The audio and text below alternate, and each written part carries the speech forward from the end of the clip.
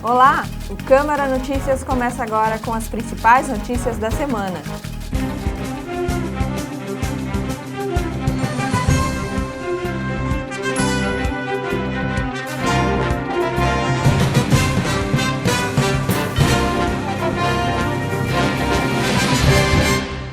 A pandemia dificultou o acesso à literatura em Bagé. Às vezes, a leitura é um modo engenhoso de evitar o pensamento. A frase do historiador Arthur Helps nunca fez tanto sentido como agora em época de afastamento social. A leitura pode ser um bom refúgio e os livros, a companhia que ameniza as mudanças que a pandemia impôs à sociedade. Mas o setor também sentiu o impacto. A pandemia trouxe para o mercado da literatura ainda mais crise, né? Porque as livrarias já vinham num processo de crise financeira que se agravou. As editoras vinham também num processo de crise financeira que se agravou. E esse momento dificultou ainda mais a manutenção de desses lugares. Muitos desses lugares de encontro, porque livrarias são lugares de encontro, são lugares do debate, acabaram se extinguindo. Mas se trouxe algum aprendizado para a gente é que cada vez mais o escritor ele tem que ser dono dos seus meios de trabalho. Assim, a gente tem que saber se comunicar com o nosso público, estar disponível para eles nas redes sociais, porque aí, independente das editoras, independente das livrarias, os livros não podem deixar de existir. Os escritores precisam poder mostrar o seu trabalho. Então, o aprendizado vamos trabalhar em equipe, mas vamos conseguir fazer com que a gente tenha possibilidade de, por conta própria, manter um diálogo direto com o nosso leitor. O empréstimo de livros também sofreu impactos. Na Biblioteca Pública Municipal, Dr. Otávio Santos, o movimento reduziu bastante. Porém, segundo a diretora Lúcia Gomes, a procura é satisfatória, considerando a situação. Só em agosto foram quase 250 empréstimos de livros. E o número de sócios também foi satisfatório. Os leitores, os livros de literatura, continuam muito bem, muito obrigado. Os usuários são os mesmos, alguns novos. Tenho carteirinhas novas aqui, eu te mostro no relatório que a gente tem do mês de agosto, setembro ainda não fechou. E eu fico muito satisfeita no sentido de que, como eu te disse, nós pegamos com 250 usuários mês a biblioteca funcionando em horário integral. Agora, em plena pandemia, agosto, tu vê aqui, 378, quase 400 usuários no mês de agosto. E eu acredito que agora setembro foi maior. Nossos leitores de jornais, a gente colocou dentro dos padrões todos exigidos. São só 2 que ficam na mesa por vez, lendo jornais e tal. Todo mundo usa máscara, todo mundo tem álcool gel espalhado por toda a biblioteca, para todos os usuários. Na Biblioteca Pública Infantil, professora Maria Martins Rossel, onde também funciona a Escolinha de Arte Tia Leda, o atendimento às crianças está suspenso desde março. O silêncio é o que reina. As salas estão vazias e as estantes aguardam as mãozinhas e olhos ávidos por curiosidade. Mesmo assim, as portas estão abertas para empréstimos de livros. Nesse momento, o que a gente tem? É um empréstimo de livros, né? Reduziu, mas tem ainda. O empréstimo é procurado principalmente para a faixa etária das crianças, não é, que já estudaram por aqui. Eles ficam com esse vínculo uns 2, 3 anos a mais, depois que saem daqui, eles querem os livrinhos daqui. Vocês acreditam que o fato de ficarem em casa pode, de alguma forma, ter incentivado mais a leitura? Pode sim, porque eles estão, além da tecnologia, não é? Eles também não perderam o hábito de ler, de pegar o livro, folhear, ler, não perderam. Eles têm sim, e pode ser também porque estão em casa, não é? Mais em casa do que se fosse para a escola, do que se fosse brincar com um colega, por exemplo. Outros 2 lugares de referência para empréstimos de livros em Bagé estão fechados. No caso do SESI, não estão acontecendo atendimentos presenciais e uma data para retorno das atividades ainda não foi definida. No caso do SESC, a situação levou a uma decisão radical. A biblioteca foi definitivamente fechada e a tradicional Feira do Livro, que ocorria na Praça da Estação, também foi suspensa em 2020. Tratando de eventos literários, as plataformas digitais têm sido uma boa alternativa. O Fest Fronteira Literária edição 2020 foi totalmente online, com debates no canal do escritor Rodrigo Ungaretti Tavares no YouTube. A experiência gerou resultados positivos. Criei a versão Fast Frontier Experience, convidei escritores do Brasil inteiro, estou aproveitando a oportunidade que o online nos permite, ou seja, de trazer pessoas que eu não tenho como levar a Bagé por falta de dinheiro. Então fizemos uma versão super legal, misturando sotaques gaúchos com sotaques nordestinos, e foi um grande evento. E a partir daí, então, surgiu a possibilidade da gente finalmente internacionalizar o Fest Fronteira Literária. Então a gente convidou um coletivo argentino, o coletivo Maresia, que trabalha com tradução de livros de língua portuguesa, e organizamos uma versão Experience Argentina, que vai acontecer agora nos dias 13, 14 e 15 de outubro, onde desde já os argentinos e alunos peruanos e alguns brasileiros estão lendo livros de autores brasileiros contemporâneos, e nesses dias os autores lidos participarão das mesas, estilo Fest Fronteira, mas todas elas mediadas dessa vez por tradutores argentinos. Então acho que vai ser um evento bem bacana, onde a gente vai, de alguma forma, colaborar com o crescimento da literatura brasileira contemporânea fora do país. De olho nesse novo movimento, a direção da Biblioteca Pública de Bagé quer aproveitar o espaço digital para buscar seus leitores presenciais. Os próprios autores vão enviar uns vídeos falando das suas obras e dando dicas de leitura. E falando sobre essas dicas. Então vai ser uma coisa muito bacana, porque vai ser uma rede. O Rodrigo Tavares fala sobre a sua obra, dá uma dica de uma autora conhecida dele, ela dá uma dica, e livros que tenham aqui nas nossas prateleiras. E os que não têm, os autores vão mandar, porque nós queremos essas obras aqui. Então explore novas possibilidades. Ler é uma forma de andar pelo mundo sem sair de casa. Alivia o estresse e nos deixa mais felizes. Mas teve também quem apostou neste período para lançar uma nova obra. Rodrigo Ungaretti Tavares é um dos expoentes da literatura gaúcha moderna. É autor dos livros Andarilhos, Noite Escura, Atropiada, Contos Sangrentos e o mais recente deles, o Ainda que a Terra se Abra. O advogado bagiense reside atualmente em Porto Alegre e é o idealizador e curador do Fest Fronteira Literária, que ocorre anualmente em Bagé. Nos últimos tempos, tem se tornado também uma referência nas mídias sociais especializadas. Tudo isso por causa dos novos tempos impostos pelo Covid-19. Desta forma, seu recente trabalho precisou ser lançado durante uma live. Eu estava com um lançamento planejado para o começo de abril, e tinha uma semana de pré-venda do Ainda que a Terra se Abra, quando suspendemos todos os planos e entramos em isolamento social. Fiquei muito abatido, porém, em uma semana eu já estava com uma live de lançamento marcada, adiantamos a data justamente para a gente conseguir fazer o lançamento virtual do livro e-book, para chegar o quanto antes nas pessoas, nos leitores, e deixar de um jeito menos doloroso aquele começo, aquelas incertezas que a gente estava tendo no começo da pandemia. E óbvio que também senti muita falta do evento físico, pois é um momento de comemoração, a gente escreve um livro sozinho durante 3 anos. E o evento de lançamento ele é super importante para a gente comemorar, para a gente receber abraços, para a gente finalmente entregar esse filho ao mundo, e aquele momento da interação com o teu leitor é super importante. Mas conseguimos também driblar esse momento com o lançamento online, com vários eventos online que eu tenho feito este ano, e espero que o ano que vem eu possa fazer não mais um lançamento, mas uma mesa de debate, uma roda de encontro, enfim, um festejo à vida e ao Ainda que a Terra se Abra, tanto aqui em Porto Alegre, que é onde eu resido atualmente, quanto aí em Bagé, que é a minha cidade.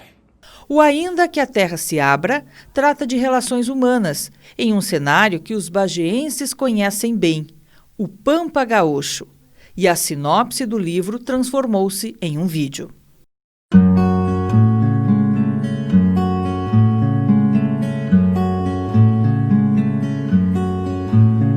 Depois de muito tempo distante, Martim recebe a notícia da morte de seu pai e retorna ao sul. Ali, reencontra-se com o passado, sonhos abandonados e tragédias que insistem em ser lembradas.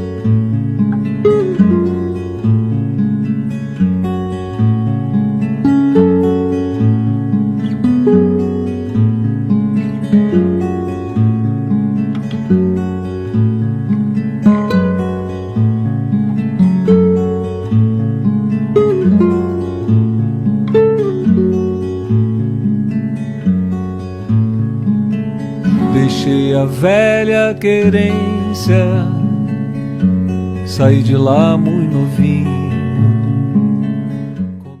As obras do autor na internet podem ser acessadas pelo endereço escritortavares.com.br. Reportagem especial aborda os 6 meses de pandemia e os mais de 1.000 casos confirmados em Bagé.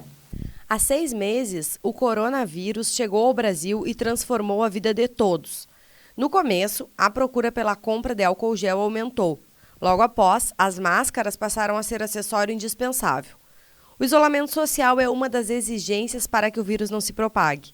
E assim, álcool gel e máscara passaram a ser nossos parceiros, enquanto muitas pessoas das quais gostamos passaram a ser apenas contatos virtuais para a segurança de todos. Chegamos a acreditar que seria passageiro, mas no dia 19 de setembro completou 6 meses de pandemia. E em Bagé, já se ultrapassou os 1.000 casos confirmados da doença. Para falar sobre essa realidade, a TV Câmara conversou com profissionais de saúde e gestores que sentem na pele as mudanças. Em Bagé, o primeiro surto ocorreu dentro da Santa Casa de Caridade, quando o provedor, Jorge Mussa, foi a primeira pessoa contaminada. O administrador do hospital, Raul Valandro, foi um dos primeiros a testar positivo para o vírus na cidade. E no início eu não acreditava que fosse o coronavírus, eu só acreditei depois que saiu o resultado. E os meus sintomas começaram no domingo, isso já foi bastante falado. E já na terça-feira eu não tinha mais nada, graças a Deus, para mim foi muito tranquilo, né, essa questão. E o resultado só saiu na quinta, eu estava isolado desde segunda-feira, então só na quinta que eu fiquei sabendo que era Covid. Eu apostava e achava que era uma gripe normal.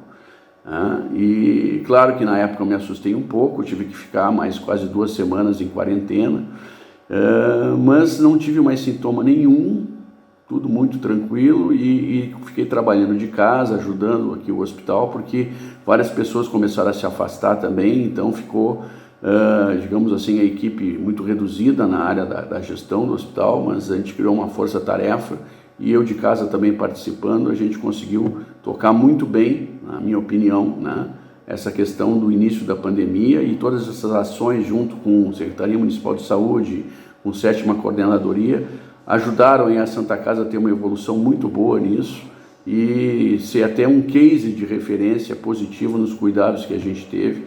De 2º lugar do estado, a gente é um dos municípios que menos teve aí essa questão do Covid.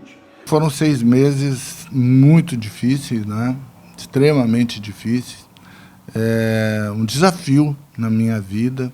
Eu já, muitos anos atrás, já tinha sido coordenador de saúde, já tinha sido secretário de saúde, não pensava mais em retornar a essa atividade, mas foi uma experiência muito penosa, dura, né? Um trabalho muito árduo, mas muito gratificante. Eu acho que nós conseguimos aqui em toda a região, em Bagé e em toda a região, fazer um trabalho que beneficiou demais muitas pessoas.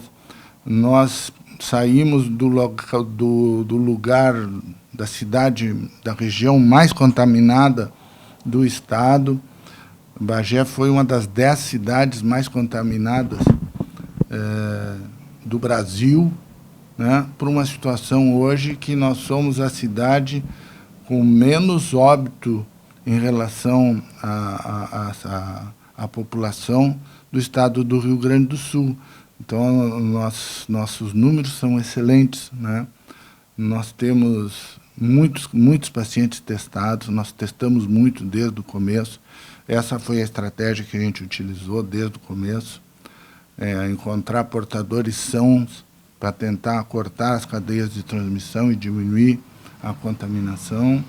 Bom, a administração hospitalar é uma atividade bastante complicada. O hospital é uma empresa sui generis, talvez seja uma das mais difíceis de administrar. E esse processo da pandemia foi um grande desafio para nós desde o começo, como para todos os demais hospitais.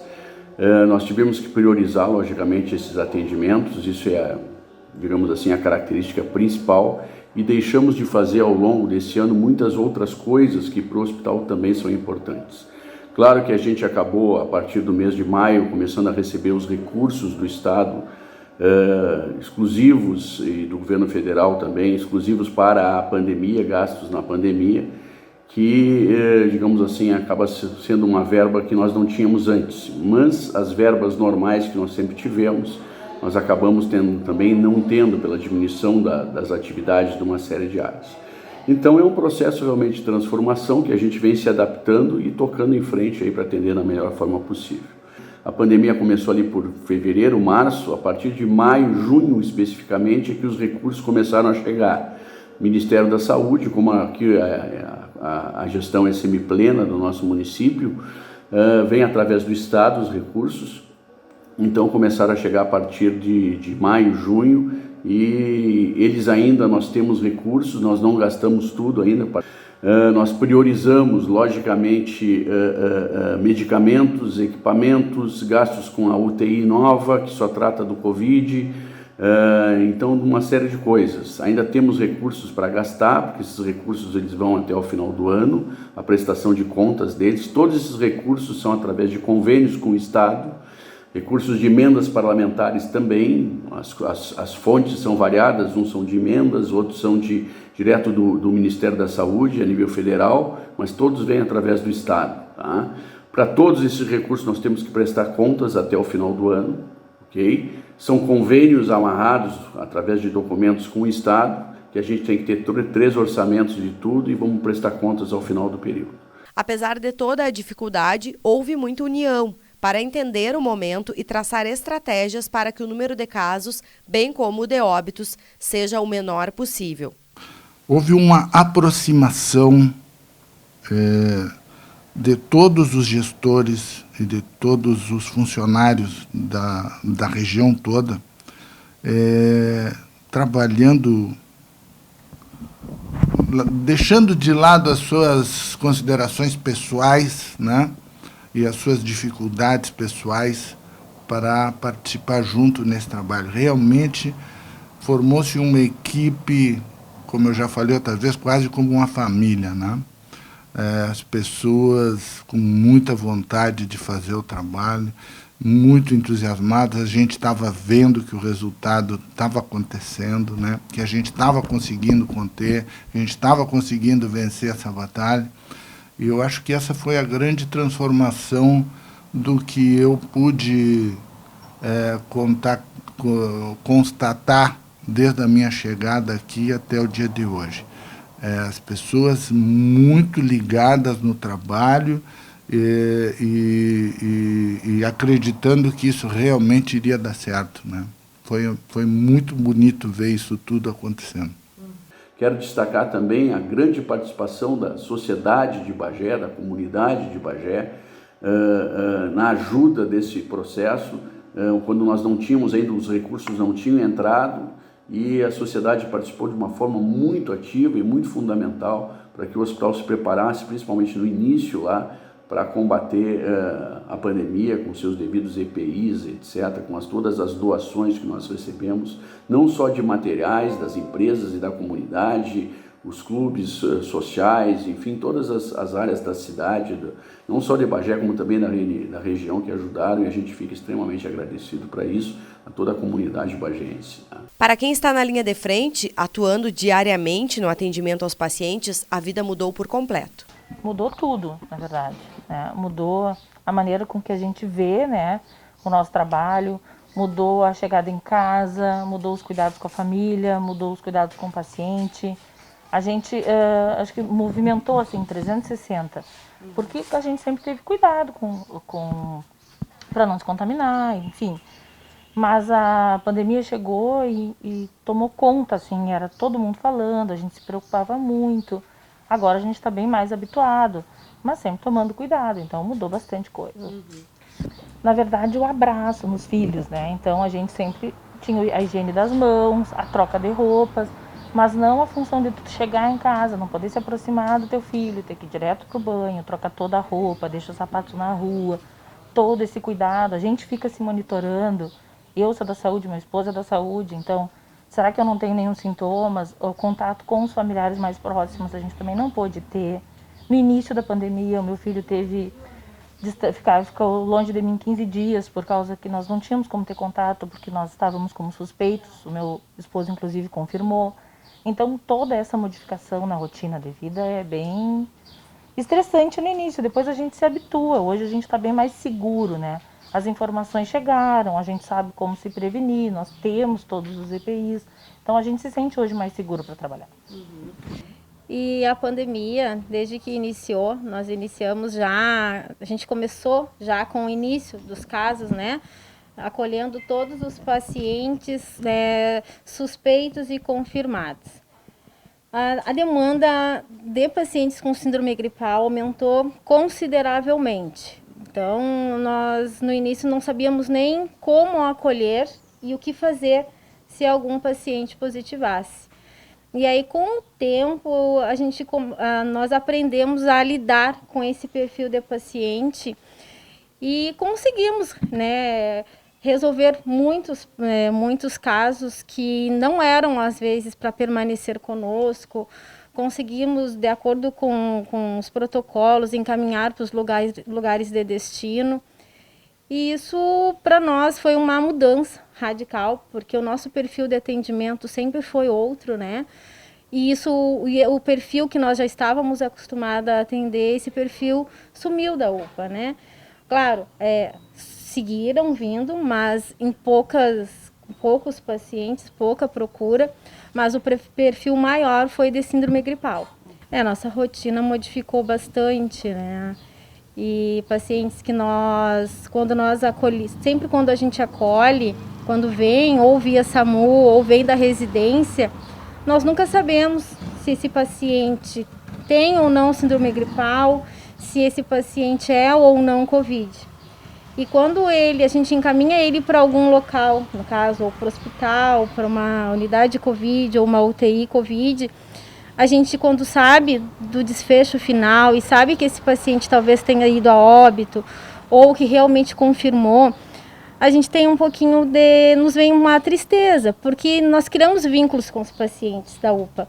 Vários pacientes que vinham e seguem vindo, a gente já conhece, porque a gente tem a humanização em prática sempre. Então a gente já conhece pelo sobrenome, ou né, algum apelido que o paciente já é um paciente nosso. Então quando a gente perde esse paciente, a gente sofre junto com a família e sofre por perdê-lo também. Porque o nosso objetivo aqui é sempre estabilizar o paciente e que ele vá para uma unidade de atendimento e se recupere. E quando isso não ocorre, a gente fica sempre conectado para saber o desfecho final, né? Porque a gente quer que todos fiquem bem. Então, eu acho que a nossa rotina vai seguir sendo alterada. Porque mesmo que a vacina chegue assim em breve, a gente não sabe a eficácia dela e não sabemos também se seguirão os casos, né, surgindo. Então, as medidas de proteção, os EPIs, são de extrema necessidade a gente seguir utilizando alguns, né? Para a nossa proteção, para a proteção da nossa família e também para nós proteger todos os pacientes que nos procuram. Então a gente utilizou maneiras, né, de como prevenir para não contaminar ninguém em casa. Toda a estrutura foi modificada, toda a chegada foi alterada, o acolhimento, o abraço, o beijo, tudo isso a gente explicou em casa como ia acontecer. Para os nossos pais também, foi difícil a aceitação, porque eles têm um pouquinho mais de resistência, porque achar que não acontece nada. E aí, com o passar dos dias, eles foram vendo a gravidade e entenderam, né, que o nosso distanciamento era para o bem deles. Então, a gente só chega até a frente, só que o abraço, o acolhimento, isso ficou, por todo esse período, ficou a desejar, né? Ficou uma falha nesse acolhimento familiar. O corona é um vírus que exigiu muito dos gestores e, em alguns momentos, atingiu picos de dificuldade. O momento mais difícil, sem dúvida, foi o começo, né? A gente não sabia como lidar com a situação. Era tudo muito novo, inclusive para o Estado, né? O Estado tentou se aproximar para nos ajudar. Foi muito assustador aquilo, iniciar na Santa Casa, né? Com aquela quantidade de médicos e trabalhadores da saúde doentes, né? Aquilo foi muito difícil. Nós ficamos muito poucos na frente de batalha, muita gente abandonou a barca, né? Muitas reuniões de poucas pessoas, muito trabalho, muita decisão, né? Muita coragem dos gestores dos municípios, né? Para tomar decisões duríssimas que tiveram que ser tomadas, né? Com reflexo na vida de todas as pessoas. Muita resistência das pessoas negacionistas, né? Que negam até hoje, né? A doença, né? Pessoas que não conseguiram entender a gravidade da situação, né? E foi um momento muito duro e muito difícil. A partir dali, as coisas começaram a funcionar bem, muito bem para a nossa avaliação. Eu tenho que elogiar demais os gestores municipais que, desde o primeiro momento, se aproximaram de nós, da coordenadoria, e traçamos uma estratégia juntos, né? E a vigilância epidemiológica foi fundamental. Esse pessoal trabalhava dia e noite sem parar, né? Coletando em todo o mundo que era contactante de paciente doente, né? E conseguimos, através disso, durante vários meses, ir cortando as cadeias de transmissão e chegando nesses números excelentes que nós temos hoje, né? Então, foi todo um trabalho que iniciou muito difícil e, a partir do momento que nós fomos ganhando experiência e tudo, e muitas coisas nós tivemos que descobrir aqui, né, porque não existia parâmetros no resto do Estado. Muitas coisas que nós fizemos, inclusive, serviu como referência para as outras regiões do Estado, né? Vários coordenadores me perguntavam como é que a gente estava conseguindo lidar com tudo isso, né? Então, o começo foi a parte mais difícil. Depois as coisas vieram bem e agora estão muito bem. Nós temos 14 leitos exclusivos de UTI para Covid, fora os outros 16 da UTI normal. Nós estamos com 30 leitos de UTI. Nós temos aí 37 leitos nas unidades de isolamento, tá? Nós chegamos aí a ter quase 30 pacientes nas unidades de isolamento e 13 pacientes nos leitos de UTI, há cerca de um mês atrás, mais ou menos. Então, nesse período, sim, nós ficamos muito preocupados, porque a gente estava com medo que os leitos de UTI não fossem suficientes, mas tinha junto aqui, também foram registrados e habilitados os leitos da UTI de Dom Pedrito, que ajudaria bastante, e está ajudando mesmo, na verdade, porque está funcionando. Mas isso foi o nosso pico. No final, agora na semana passada, no final desse período de maior pico, digamos assim, nós perdemos uma colega, né? Perdemos uma funcionária com Covid, uma pessoa que tinha outras comorbidades, né? Que é uma característica da doença. E sempre é um momento muito difícil, muito difícil. Mas eu queria destacar aqui que desde o início do processo, a Santa Casa primou muito por combater essa pandemia, a doença, através de do seguimento de todos os protocolos do Ministério da Saúde, da Anvisa e todos os órgãos que estavam regendo a pandemia no momento. Então, adotamos isso, hoje temos certeza que fomos felizes nisso, porque os casos foram poucos, os casos aqui no hospital também foram reduzidos de funcionários, enfim, muitos funcionários também adquiriram a doença fora do hospital. Aqui dentro nós temos certeza que isso muito pouco ou nenhum, a gente não tem como também comprovar isso, porque a gente adotou todas as medidas de prevenção, EPIs, etc., desde o início, previstos na legislação. Quero dizer, neste momento, que a legislação ela foi dinâmica durante esse tempo.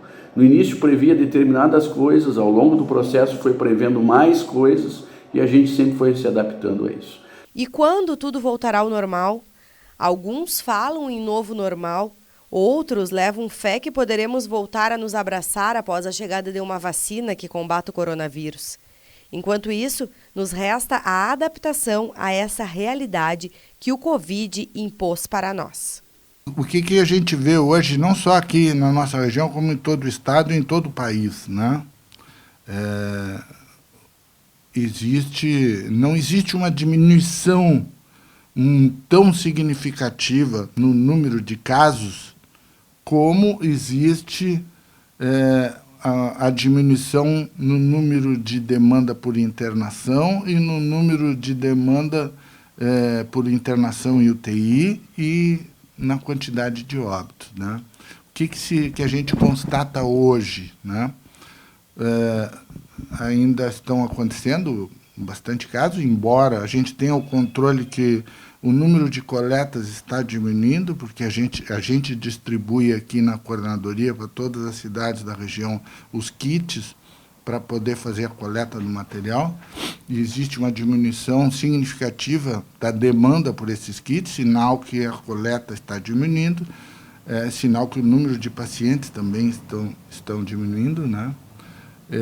Mas o que se vê dentro do Hospital Santa Casa, que é o maior hospital de referência da região, e em todos os outros hospitais eu recebo um relato diário do número de pacientes internados em todos os hospitais da região, uma diminuição significativa de pacientes internados, né? Uma diminuição significativa de pacientes internados em UTI. Para vocês terem uma ideia, no dia de ontem tinha só um paciente Covid na UTI Covid, né? A UTI de 14 leitos, só tinha um paciente, né? Graças a Deus, né? Queria eu que não tivesse nenhum, né? O número de óbitos proporcional à quantidade de pacientes doentes é baixíssimo, né? Vocês vejam que na maior parte dos países de primeiro mundo, a quantidade de óbitos sempre foi acima de 3%, né? A nossa realidade aqui é menos de 1,5%, é 1,2%, né? 1,3% agora.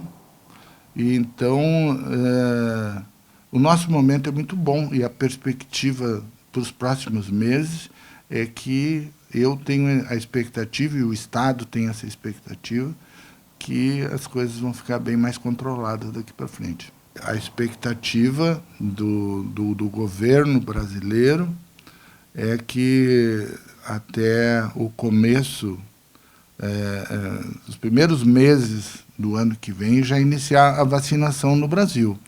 E os critérios que serão utilizados são os mesmos da vacina para a influenza, do H1N1. Primeiro, os profissionais que lidam diretamente com os pacientes, depois os grupos de risco e até conseguir vacinar toda a população. Eu não sei se a gente vai conseguir vacinar toda a população ano que vem. Provavelmente não vai haver produção de vacina suficiente para isso. Mas uma grande parte da população com certeza será vacinada.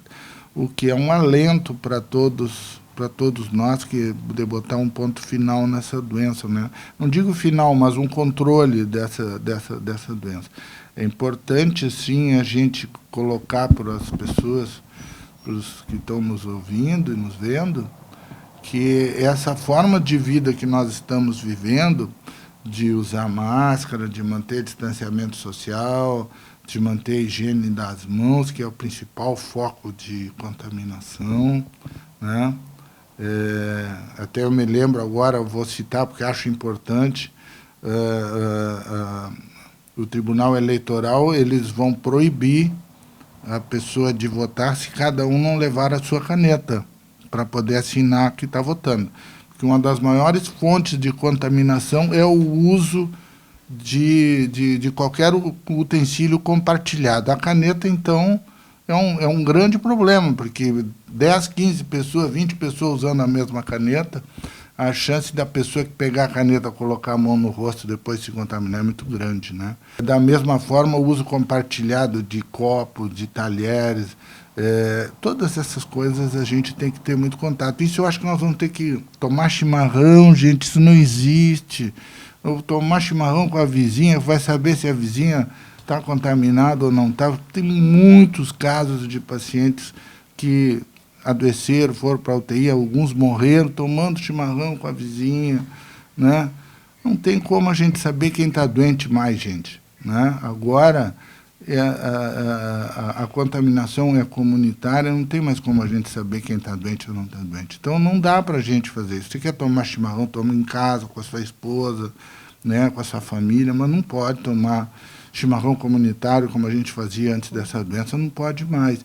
Eu acredito que essas coisas a gente vai incorporar na nossa vida ainda durante um bom tempo, né? Mas a gente vai conseguir trabalhar, vai conseguir viver a sua vida, né? Não dá para ir para a praia, não dá para tomar cervejinha na praia, todo mundo junto, isso não vai dar ainda, né? Esse ano vai ser difícil, né? Mas aos poucos nós vamos retomando a nossa vida, é isso que a gente espera que vai acontecer daqui para frente. A gente aprende que, a partir de então, não sei como é que vai ser no ano que vem, não sei se vão ter novos picos. O que a gente sabe é que isso é um vírus, né? E como um vírus de qualquer outra gripe, ele vai permanecer, ele não vai se extinguir. É importante que saia essa vacina de uma vez, porque aí as pessoas vão estar, digamos assim, mais prevenidas, tomando a vacina contra futuras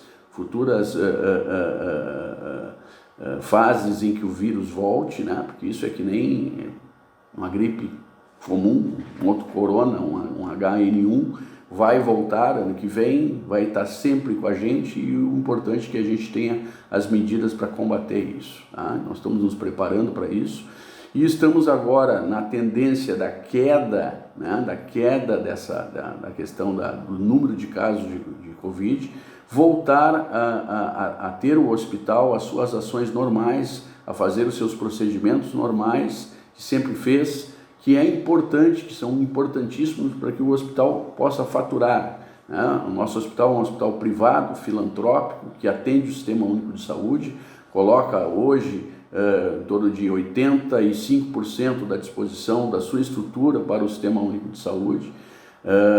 Tem até mais um pouco que isso. Hoje a nossa receita do SUS é 90%, o resto é de convênios, outros como Unimed, IP, etc. Então é isso, a gente tem que retomar as atividades, porque essas receitas são importantes para nós, para que a gente possa manter o hospital funcionando dentro da condição normal de trabalho, para que possa atender a toda a comunidade de Bagé e região, tá bem?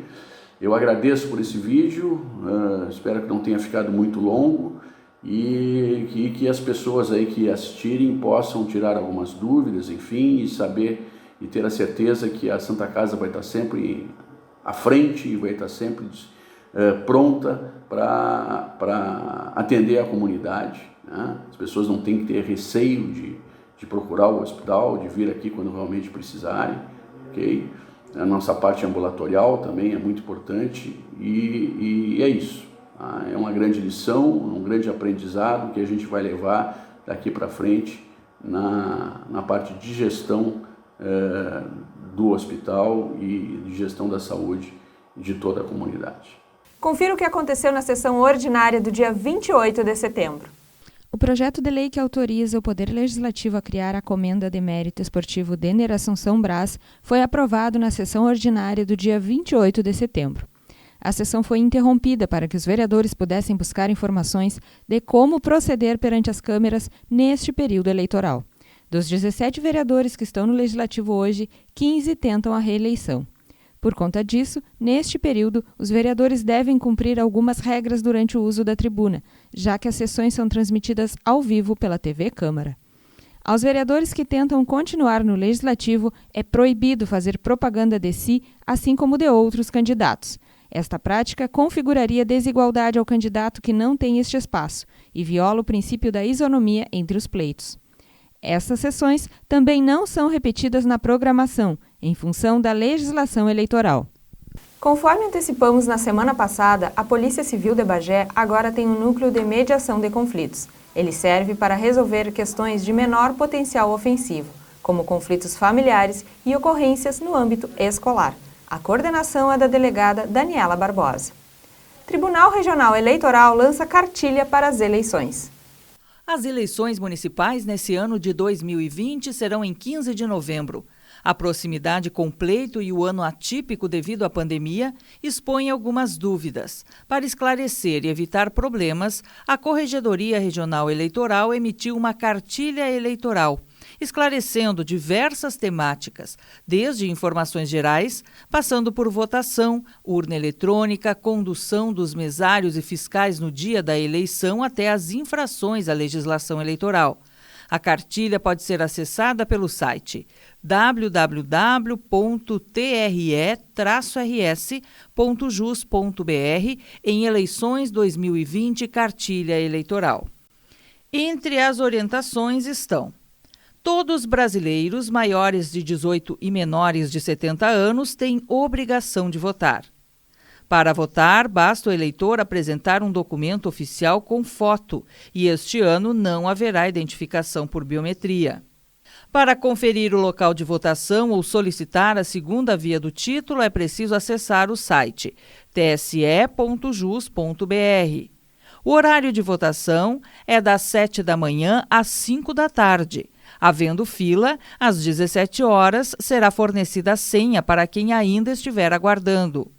O TSE recomenda que os eleitores com 60 anos ou mais votem entre 7 da manhã e 10 horas, evitando os horários mais movimentados.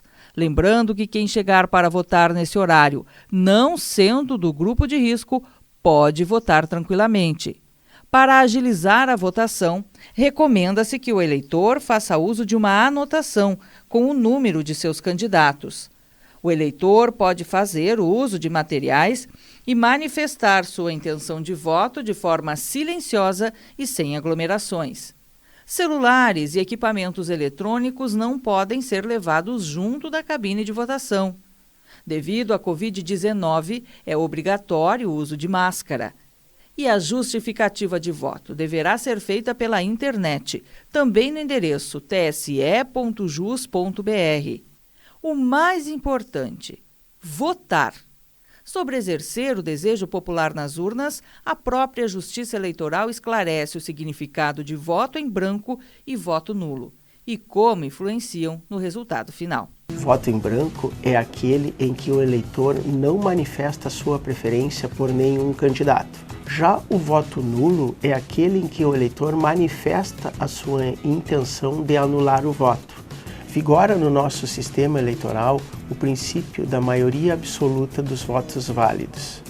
Para esse princípio, votos válidos são aqueles destinados nominalmente a candidatos ou na legenda para fins dos cálculos eleitorais, desconsiderando os votos brancos e os votos nulos. Por isso, apesar do mito, mesmo na hipótese de que mais da metade dos votos sejam brancos ou nulos, esta situação não invalida uma eleição. Carlos Sclier é homenageado em exposição de arte.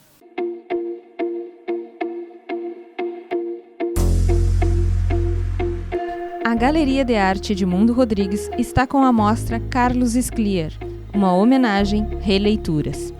A exposição foi organizada pela Associação dos Artistas Plásticos de Santa Maria e artistas convidados, em comemoração ao centenário do pintor modernista santamariense Carlos Sclier. Para a criação das obras, os artistas experimentaram diversos meios de expressão: a poesia, o cartoon, origami, pintura, desenho, fotografia, videoarte, arte têxtil, arte objeto, escultura, cerâmica, e foi se construindo um espaço de múltiplas ideias, inspirações e coexistência. A ideia é apresentar a partir da mostra maneiras e formatos da atual criação e produção artística contemporânea. A exposição fica à disposição do público até o dia 30 de outubro, das 9 da manhã às 2 da tarde.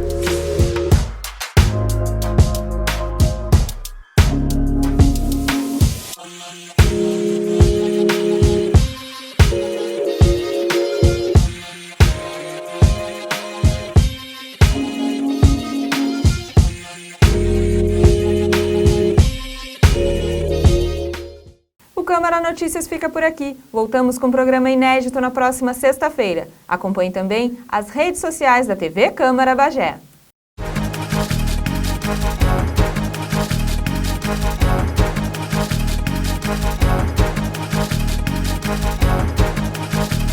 Música